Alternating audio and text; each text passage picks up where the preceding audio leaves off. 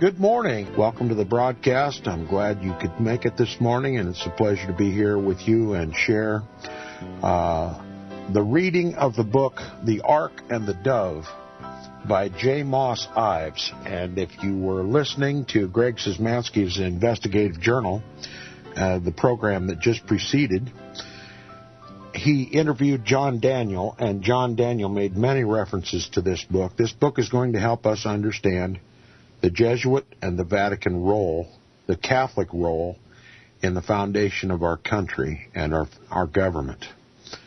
How is it that the United States becomes the servant of Rome? We've been studying the book Rulers of Evil. We've been studying Revelation chapter 13, Revelation chapter 17, the books of Daniel, and we've come to the inarguable conclusion that the United States plays a prophetic role in the world, and that is to bring the rest of the world to the feet of the Pope. The second beast of Revelation chapter 13 causes the whole world to worship the first beast, Rome. That makes the United States the second beast. And it's a horrendous contemplation, but nonetheless true.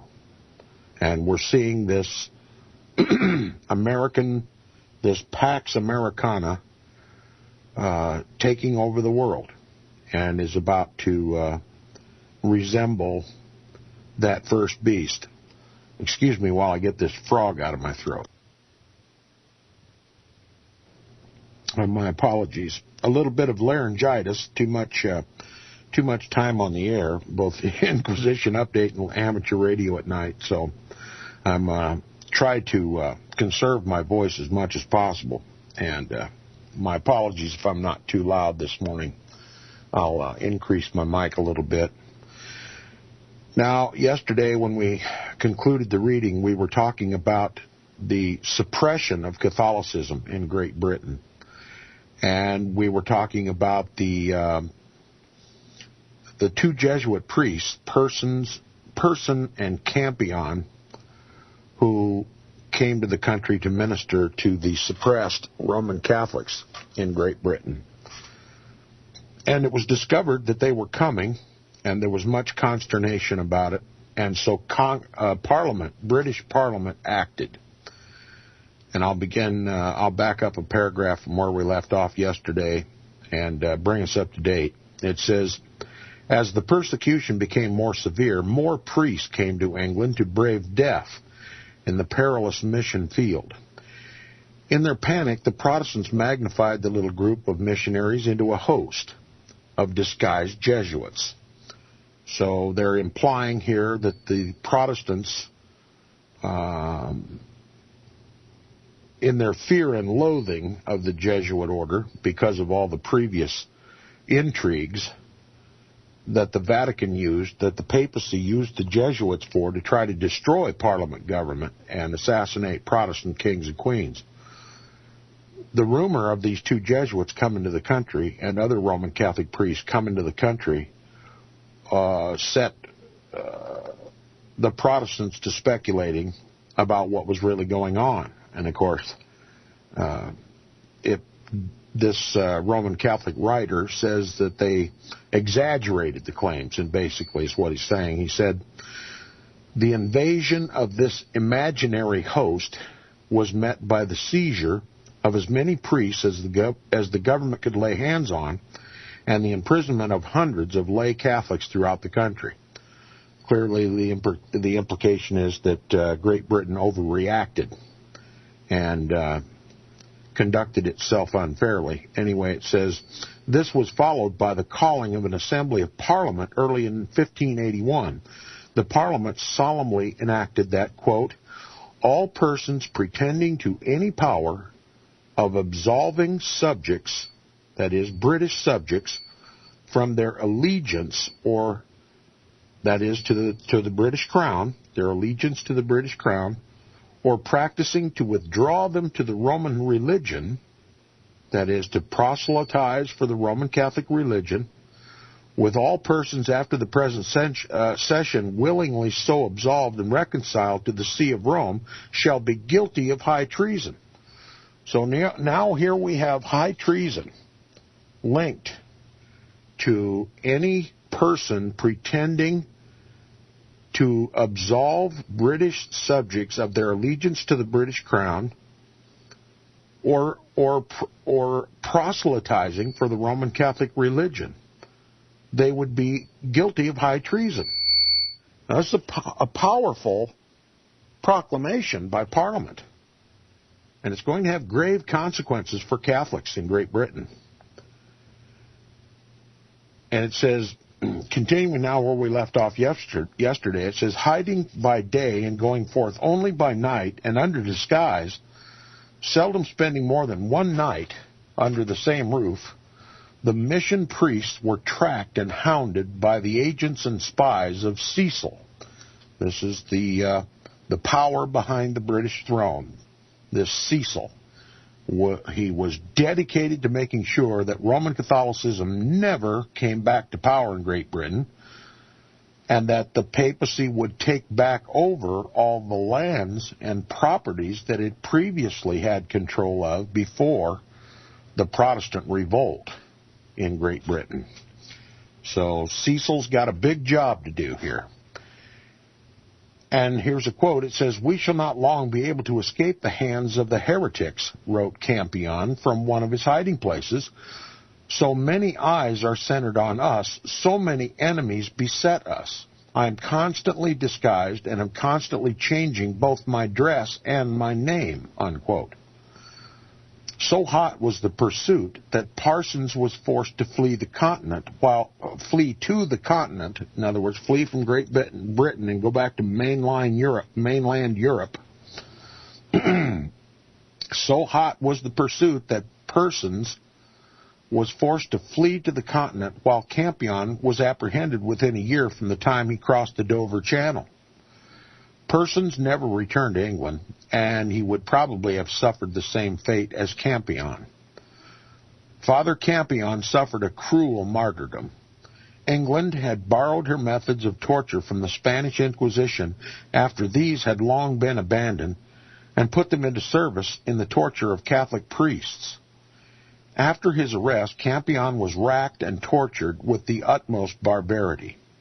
Brought before the Queen to speak in his own defense, it was seen that when he was making a gesture in his speech, all the fingernails had been torn by force from the flesh.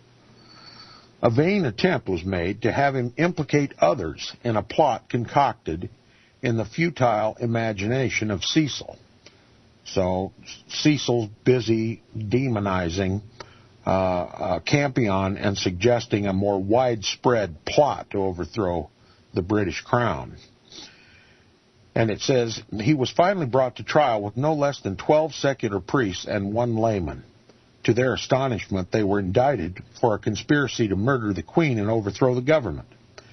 There was no evidence to support such a charge. The trial was a travesty. Hallam acknowledged that, quote, it was as unfairly conducted and supported by a slender evidence as can be found in our books, unquote. One was remanded. The others, including Campion, were found guilty and condemned to suffer the death of traitors. This was the sentence pronounced, quote, "You must go to the place from whence you came, there to remain until you shall be drawn through the open city of London upon hurdles to the place of execution, and there to be hanged and let down alive, and your privy parts cut off, and your entrails taken out and burned in your sight. Then your hands to be cut off, and your bodies to be divided into 4 parts, to be disposed of at her Majesty's pleasure. And God have mercy upon your souls." That's the decree. That's the pronouncement for Campion and those who were found guilty as traitors with him. Upon hearing the sentence, Campion burst out into triumphant hymn, Te Deum Laudamus, Te Deum Confitemer, that is, in which the others joined. he was carried back to the tower and put in irons. His keepers said he had a saint to guard. Friday, December 1st, was fixed for the execution. The day was dismal and raining. Campion and two secular priests, Sherwin and Bryant, were led out and tied to the hurdles. Through the mud and slush they were dragged, with the rabble of ministers and fanatics beside them. The three priests, with faces lit with the internal joy that filled their hearts, actually laughed as they neared Tyburn, and many of the onlookers wondered how this could be. It is said that several converts to the Roman Catholic faith were made that day. The executions were unnecessarily cruel. Before his death, Campion forgave his persecutors and prayed for the queen, whom he acknowledged to be his sovereign. Quote, "We are come here to die, but we are not traitors," unquote, he said upon the scaffold. Quoting further, it says, "I am a Catholic man and a priest. In that faith I have lived and mean to die. If you consider my religion treason, then I am guilty. Other treason I never committed, as God is my judge," unquote. The heroism of the martyred priest won the respect of many Protestants, and when they saw one of the hated Jesuits go to his death with a prayer for the excommunicated Queen Elizabeth on their lips, they questioned whether a system that could send to death such a man as this could prevail. Some there were who gave warnings that too many martyrs were being made for the Church of Rome. Henry Walpole came as a Protestant to witness the death of Campion. He went away inwardly convinced of the truth of the martyr's faith. He afterwards became a Catholic and a Jesuit and suffered a similar fate to Campion. Cecil afterwards issued 2 pamphlets to explain and justify the severities of the tortures that were used in the cases of Campion and the other priests who suffered with him, but his excuses were so weak that Hallam says that they only served to, quote, "mingle contempt with detestation," unquote. The protest that came as a result of these executions did not stay the hand of Cecil. The persecution went on, and, quote, "the rack seldom stood idle in the Tower for all the latter part of Elizabeth's reign," unquote. No Catholic could longer enjoy liberty of worship. There was risk of torture and death for the priests, and imprisonment and confiscation of property for the laymen. Pursuivants and recusants now became familiar terms in the English history. To the pursuivants, officers of the humblest rank in the College of Heraldry, but with powers and emoluments by no means humble, was given the privilege of tracking down the Catholic nonconformists, and for reward they received 1/3 part of the property confiscated.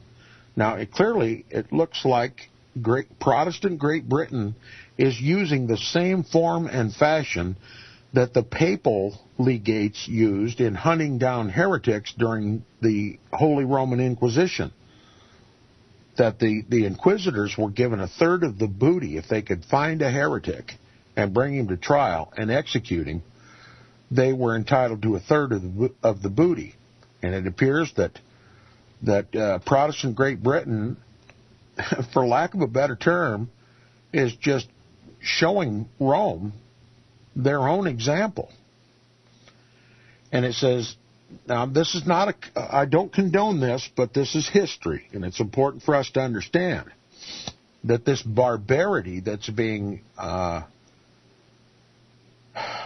imposed upon Roman Catholics is a virtual mirror image of that was perpetrated against Protestants, Bible believers, the Waldenses, the Albigenses, the Huguenots, and all throughout the Crusades and the Inquisitions and after the Council of Trent, after the Protestant Reformation. These are the cruelties that Catholicism launched against those people, thinking they were doing God's service by eradicating heretics from off the planet. And it says, in this way there was raised a zealous army of heresy hunters, these pursuivants, were heresy hunters, in other words, Catholic hunters. And to each was given, quote, a sense of importance in being an assistant district attorney of God to prepare indictments for the Last Judgment, together with the excitement of playing the amateur detective in uncovering mysterious evildoers, unquote. So now the persecution is gaining organization and strength. These pursuivants were numerous throughout Britain, and it became almost a contest to see who could be the most successful at running down Catholics. And with this great financial incentive, a third of the booty, inspired false accusations of treason. Now it continues.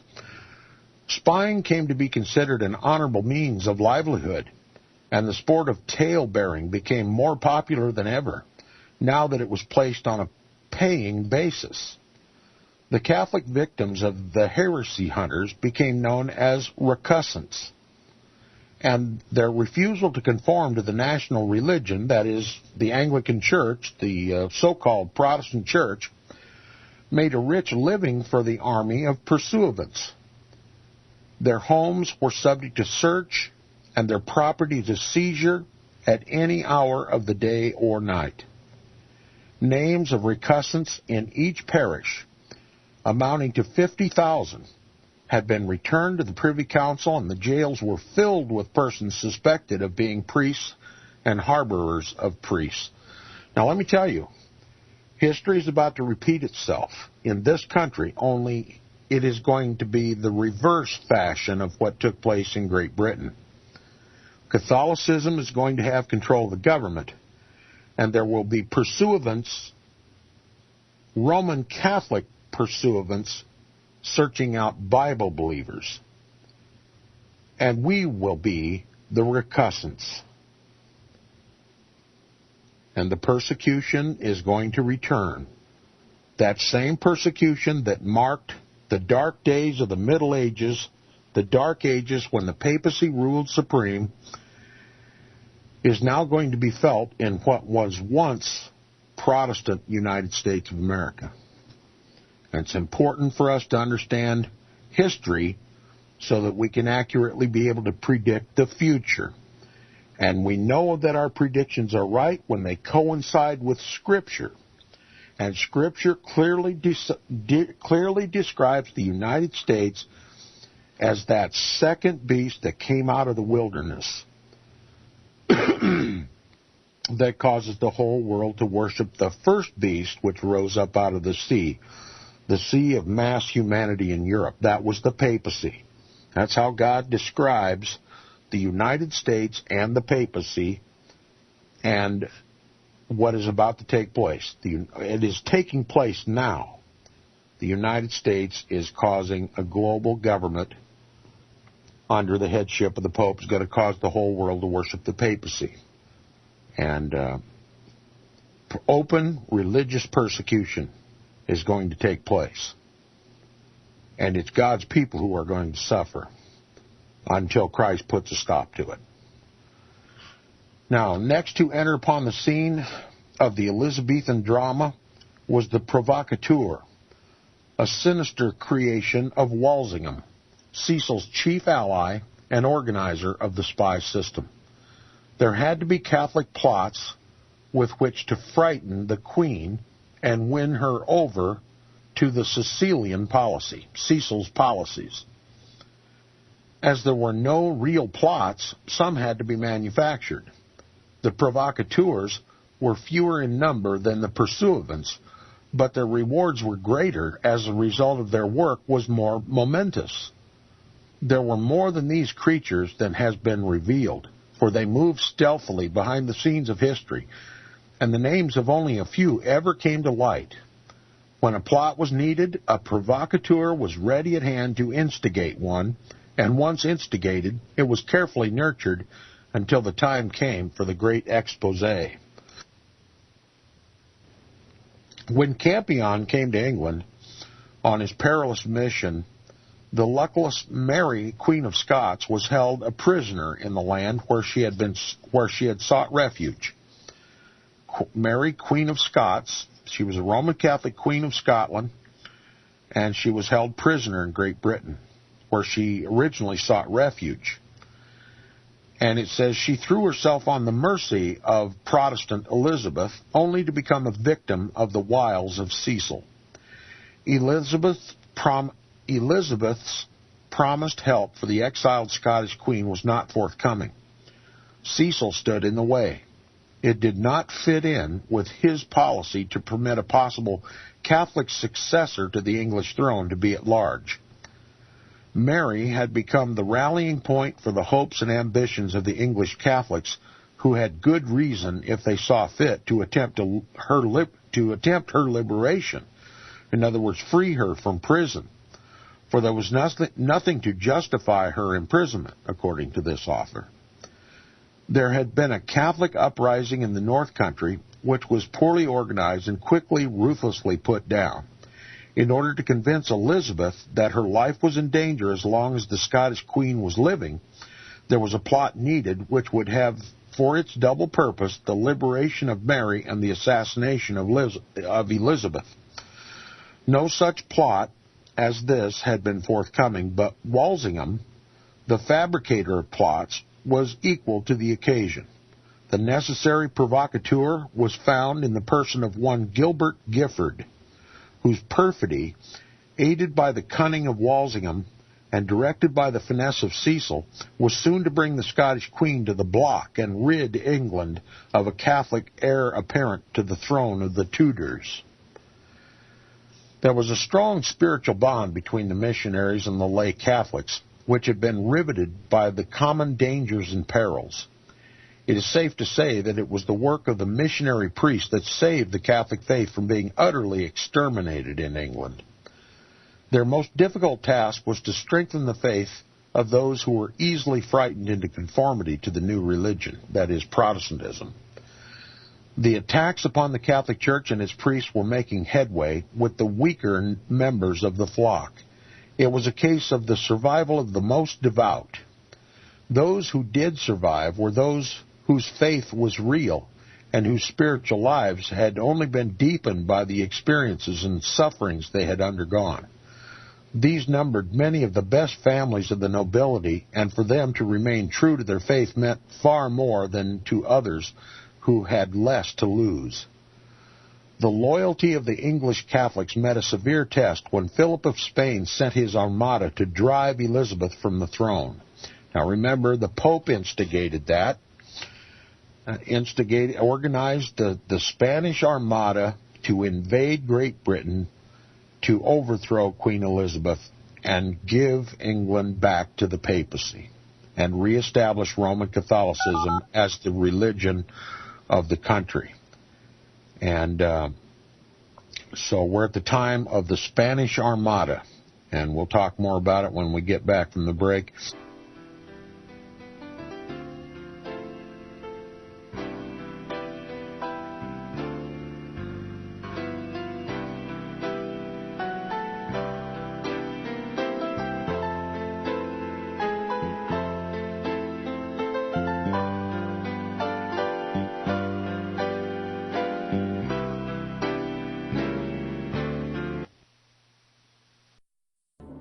The book of Revelation says, the spirit of prophecy is the testimony of Jesus Christ. This is at the very heart of FirstAmendmentRadio.com. In that spirit, we have created the Prophecy Reality News app for all of your mobile devices, streaming First Amendment Radio 24 hours a day, 7 days a week. Available for your Apple, Android device, and smartphone, absolutely free. Get the Prophecy Reality News app installed today so you can listen to First Amendment Radio wherever you are. The Prophecy Reality News app. Get it now. The program you are listening to is 100% sponsored by you, the listener, on this First Amendment Rights Media channel. You will notice that there are few commercials on this radio network. There's a good reason for that. Corporate advertising dollars come with strings that limit program content. So without your help, these programs cannot continue on Internet or our several affiliates. If you benefit by the educational law programs, we ask you to give. If you are admonished or nurtured by the Bible and ministry programs, we ask you to give. If some voice a cause that you are passionate about, we ask you to give. If you believe in any of these, we ask you to support them as you would a missionary on a continual basis, as if giving a tithe for missionary radio. These programs are not commercially viable and must be supported by those faithful to the cause of truth. Look for the button to sponsor your favorite programs at our listen and schedule pages on the Internet. Then, when you subscribe, we will send you the last quarterly MP3 CD of that program immediately, and continue to do so with each new quarter. We will also give you unlimited archive access to all of our programs. We're asking you to give much less than a tithe, so that you may also send support directly to a particular program host, cause, and anywhere else the Spirit may lead you. Do all to the glory of our God and Creator, for His holy nation, the only kingdom that will last forever. Thank you for listening. Hear it first on FirstAmendmentRadio.com and FirstAmendmentRadio.net.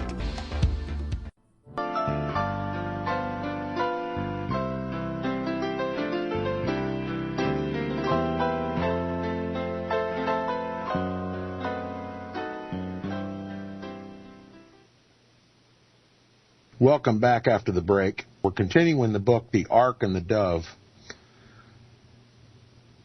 We're talking about the persecution of of Catholic priests and laymen, and we were talking about the Spanish Armada as well.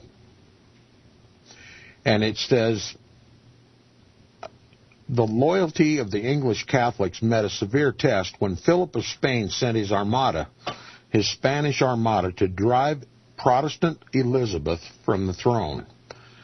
The militant faction of Catholics was mostly on the continent, receiving many recruits from the ranks of the English refugees, and there can be no doubt but that this faction planned and hoped for a Catholic uprising in England to aid the Spanish forces in placing a Catholic on the British throne. So here's another attempt by the Pope, using another Roman Catholic country, Spain,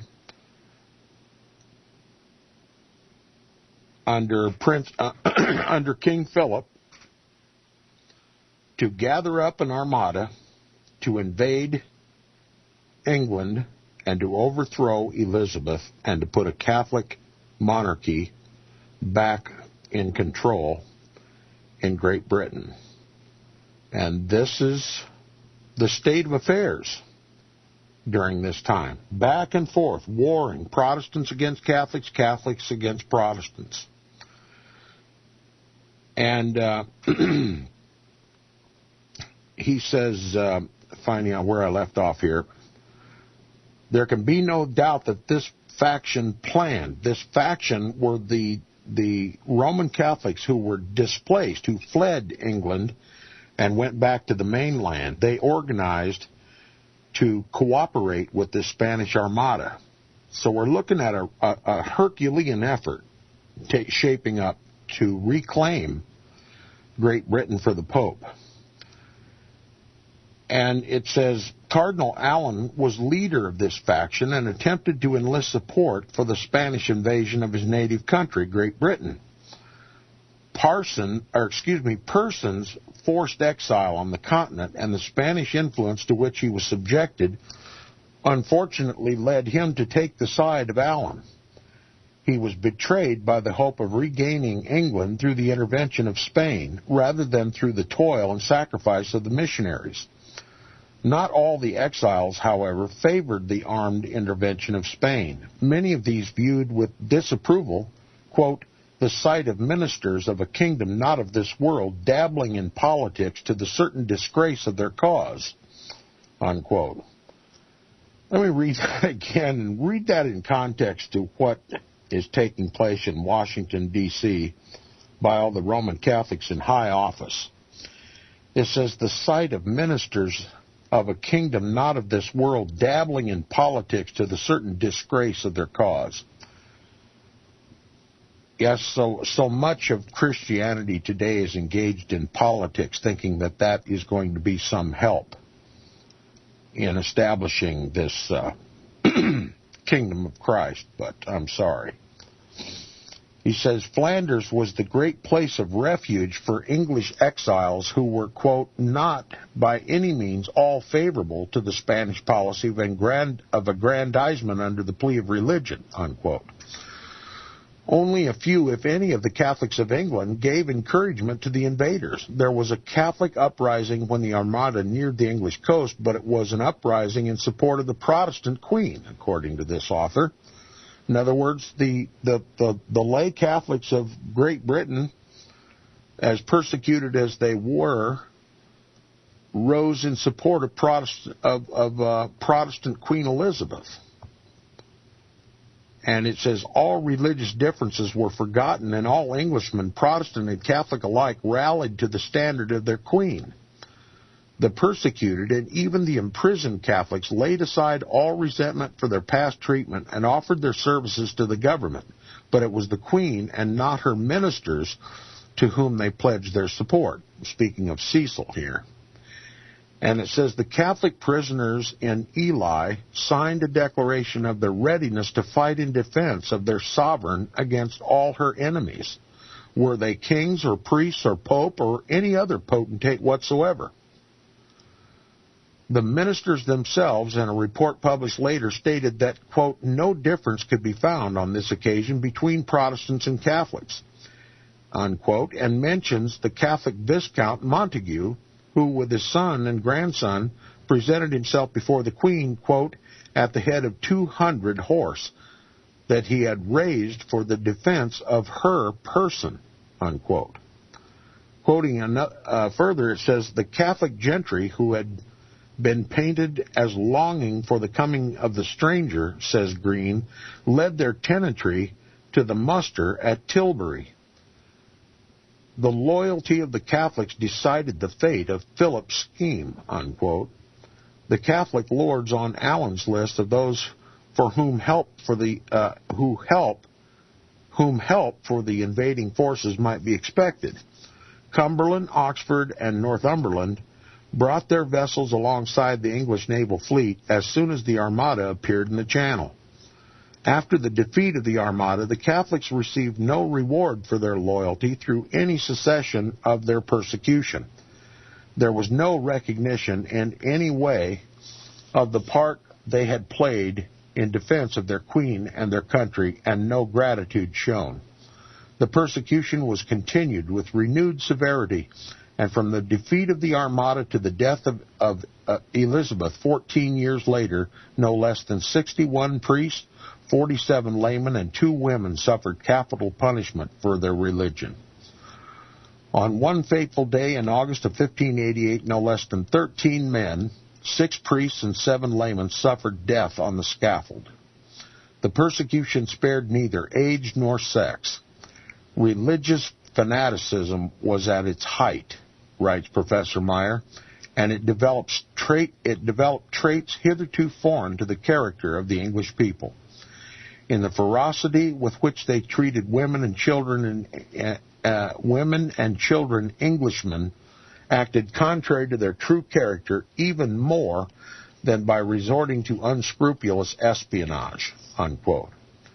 It was not uncommon for women and children to be arrested while hearing Mass and cast into prison. A Catholic boy was racked and tortured to make him betray his friends and died a traitor's death. According to Willisbond State Trials, he was only 13 years of age. The excommunication continued to be featured with unspeakable cruelty. In addition to this, the penalties of recusancy, heavy fines, frequent search and seizure, and imprisonment visited nearly all who remained true to their faith. There was more need than ever for the ministrations and sacrifices of the mission priests. There were always recruits ready to fill vacancies in the ranks because of the deaths of the martyrs. These came from the young men who had left their homes in England to receive their training and education in the colleges in France and Belgium, and then to return to brave the perils of the mission field. The dawn of the new century found the missionaries gaining in numbers and influence, and all this was to be needed, for the end of the Tudor dynasty was not to mark the end of the persecution. That's the end of chapter 1. Chapter 2 is entitled Between Two Fires.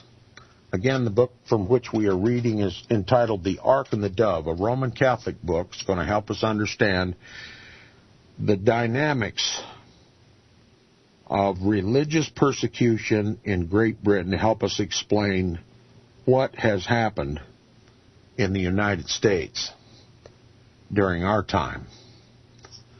And it says, James VI, King of Scotland, only offspring of the unfortunate marriage of Mary, Queen of Scots, and Lord Darnley, paid a price for the English throne, and so became James I of England. The price paid was his tacit consent to his mother's execution. In addition to receiving the promise of his succession to Elizabeth, he received, to boot, a liberal pension and 6 pairs of bloodhounds. When his mother's life was in peril and she needed the support of her son, he abandoned her to her fate.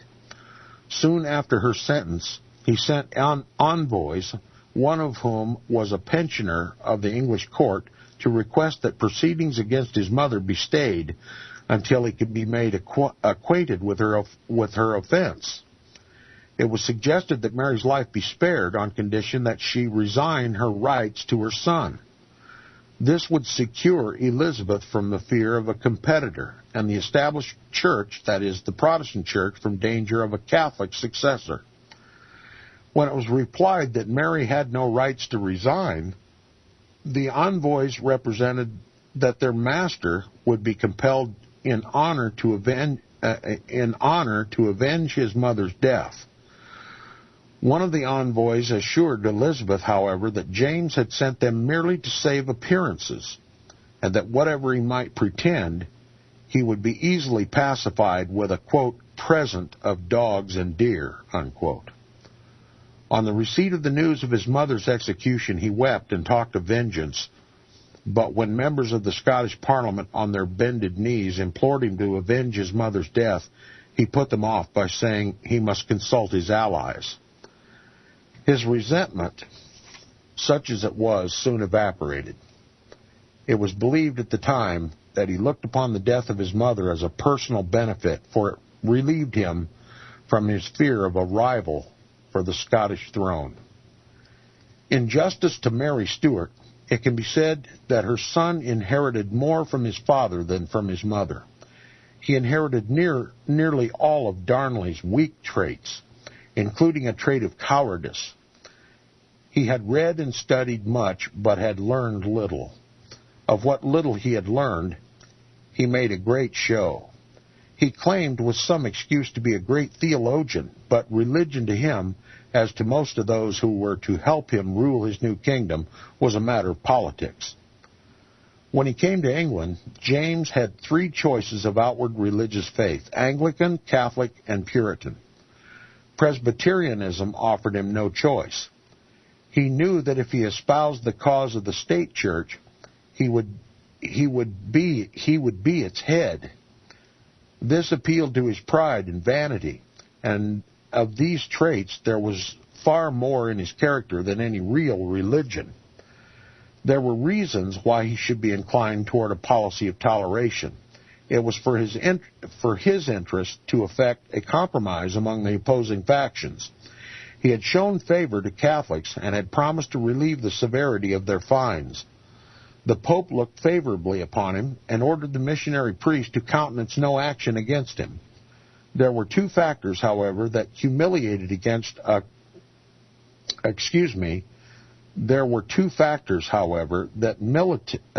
militated against a charge of religious policy and shattered the early hopes of the Catholics for a lessening of their persecution. While there had been a change of dynasties in the English monarchy from the House of Tudor to the House of Stuart, there was no change in the power behind the throne. When Walsingham died in 1590, the first Cecil, Lord Burnley, had his son Robert become his assistant. Upon the death of the father, the young Cecil took control of the invisible government, and true to his father's policy, he saw to it that England remained anti-Catholic. It was Robert Cecil who placed James on the throne, as his father before him had given the throne to Elizabeth. Without the new king being quite aware of what it was all about, his prime minister became master of the government, and the first Stuart king yielded unconsciously to the dictatorship of the House of Cecil, and had the last of the Tudor monarchs. Robert Cecil was aware of the danger to his power and fortune that would come if James was allowed to grant toleration to Catholics. Then there was the slowly rising tide of Puritanism, which was as inimical to Catholicism as was to the government under the sway of Cecil. The Catholics soon found themselves between two fires, and stern repressive policy of the government, prompted by political and mercenary motives, and the enmity of the Puritan party motivated by religious bigotry and prejudice. It is difficult now to see which was the worst for them. Although James was at first inclined to be tolerant toward his Catholic subjects, it was not long before he was accused of being part of papists, being at the heart a papist, and this was a little more than he could stand. In order to remove the impression that he had any leaning toward the Catholic faith, he issued in the second year of his reign a proclamation enjoining the banishment of all Catholic missionaries, and the magistrates were ordered to put the penal laws of the Elizabethan reign into effect. As a result, between 5,000 and 6,000 Catholics had to surrender 2/3 of their estates and incur enormous fines. Many forfeited their entire personal property. In the Star Chamber, James avowed his detestation of the Church of Rome and declared he wanted no child of his to succeed him on the throne if that child should become a Catholic. He did not put to death as many Catholics as did his predecessor, but he made the lot of the living so miserable that they might just as well have suffered martyrdom by death. Then in 1605 came the Gunpowder Plot, and this did not help matters any. For the incredible folly of a few hundred fanatics, the great body of the loyal Catholic subjects who had never countenanced resort to force or violence had to suffer. The plot was so clumsily executed that it was soon discovered. Then there followed what might have been expected. Cecil's power became supreme. England as a nation became definitely Protestant, and Catholics were placed under a ban of suspicion which lasted for over a century. So now, England is, for all intents and purposes, at least at this time, forever Protestant. After the Gunpowder Plot, that was the straw that broke the camel's back for Great Britain. And they came down hard on Catholics.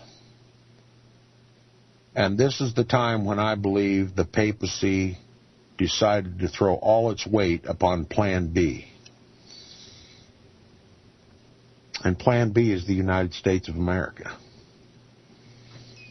But we'll keep reading and learning here.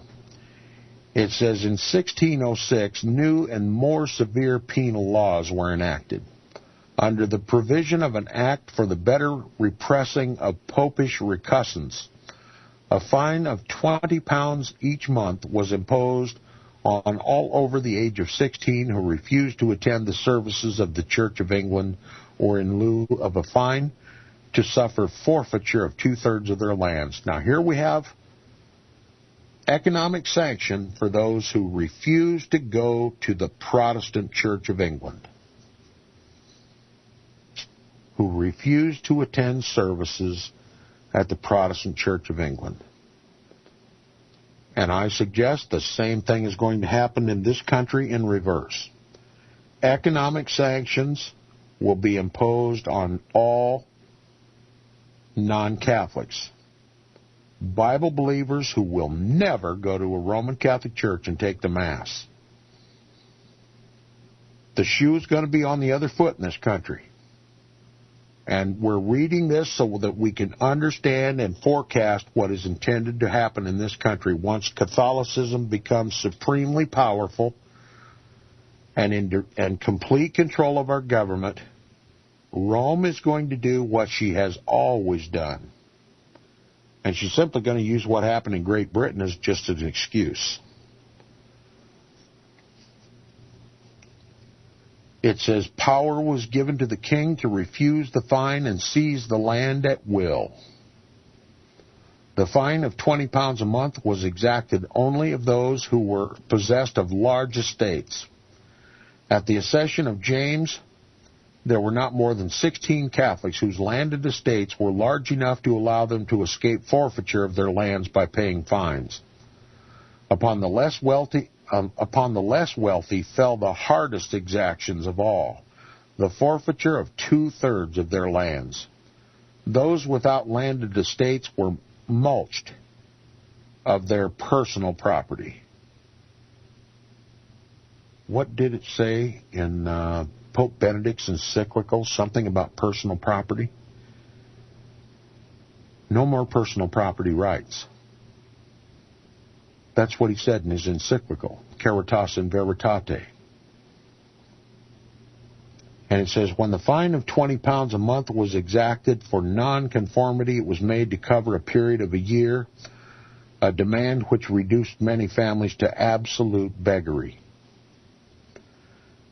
The pursuivants, remember these are the ones who were pursuing Roman Catholics, an army of pursuivants in Britain, were not forgotten. A supplementary bill was passed provided that anyone discovering Mass being said or relief being given to a Jesuit missionary priest should receive a reward of 1/3 of any fine imposed or 1/3 of the property forfeited. Again, the heresy hunters stalked through the land. Catholic subjects were at the mercy of these paid spies.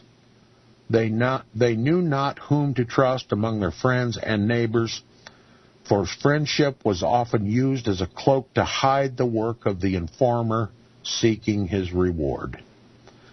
And like I've said on this broadcast, when this comes down, you won't even be able to trust your own mother.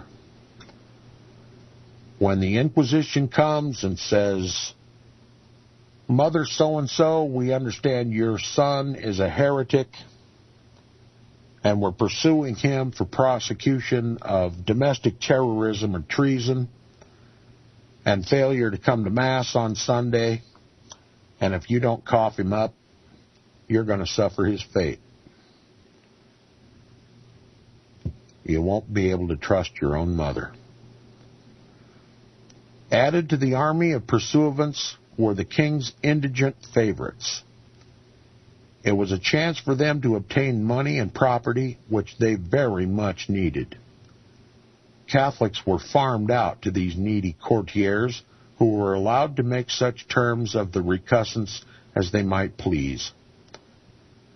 Many of these courtiers soon favored were men who had come from with the king from Scotland. There had been intense jealousy between the two kingdoms, and these Scot favorites were looked upon as foreigners. For the king to place English subjects at the mercy of these Scottish minions was only to add insult to injury. King James did not hesitate to enrich his own purse at the expense of his Catholic subjects, and before he allowed his favorites to receive plunder, he saw to it that he had some of them for himself. By his own account, he received a net income of £36,000 per annum from fines and forfeitures imposed on Catholics. We'll continue with the reading to probably Friday. Our guest tomorrow again is Nicholas Arthur from Cross the Border. Stay tuned for Nicholas's program, Cross the Border, right after this. Thanks for coming. We'll see you.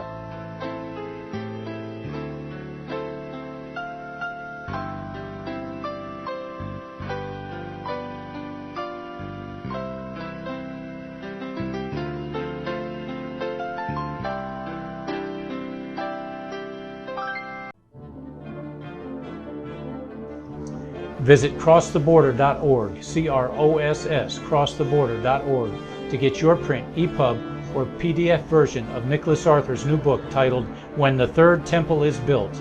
That's crosstheborder.org. When it comes to prophecy today, much of the evangelical Christian world has their eyes on Israel, waiting and watching to see when the third temple will begin to be built. The plans are drawn, the Jewish people are eager. Most evangelical Christians today believe that the rapture will happen before the third temple is built. Hi, I'm Michael Eugene. I was taught that Daniel's 70th week was in the future. Is that really what the Bible teaches? Have we searched the scriptures and found this to be true? Why is it so important for a re-established Israel to build a third temple in Jerusalem? Is it necessary to build a temple on the same location already occupied by the Dome of the Rock? Is it necessary for sacrifices to take place in the temple on Temple Mount? Is there really a rapture followed by 7 years of tribulation? What is the New Testament temple? Can we identify history and prophecy? Who is the first beast in Revelation chapter 13? Who are the 7 kings in Revelation 17? I have asked all these questions, and I have found Nicholas Arthur's new book, When the Third Temple is Built, answers all these questions and more using Scripture to interpret Scripture. The Bible says that no prophecy of Scripture is of any private interpretation. Nicholas shows us in his new book, When the Third Temple is Built, how the Bible interprets prophecy and not man's private interpretation. Visit crosstheborder.org, CROSS, crosstheborder.org, to get your print, EPUB, or PDF version of Nicholas Arthur's new book titled When the Third Temple is Built. That's crosstheborder.org.